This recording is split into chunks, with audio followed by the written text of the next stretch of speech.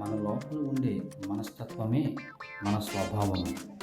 ఎలా ఆలోచిస్తున్నామో ఆ తీరు, ఎలా పనిచేస్తున్నామో ఆ మనస్తత్వము, పరిస్థితుల్లో స్పందించే విధానము, ఇవన్నీ మన స్వభావం గురించి తెలియజేస్తాయి. ప్రేమ, ఆనందం, సమాధానం, దీర్ఘశాంతం, దయ, ఇటువంటివన్నీ దైవిక సంబంధమైన స్వభావంగా మనం చూడొచ్చు. వికృతమైన చేష్టలు అనగా వ్యభిచారము, దొంగతనము, ఇతరులను నిందించడము, అసూయ, కోపం, విభేదాలు, ఇవన్నీ కూడా పాప స్వభావము. ఇది శరీరం కోరుకుంటూ ఉంటుంది. పరీక్షల్లో నిలబడడం, విశ్వాసంలో నిలబడడం, కష్టాల్లో నిలబడి పోరాడడం, ఇది స్థిరమైన స్వభావము. ఇది కదలని స్వభావం అని కూడా చెప్పొచ్చు.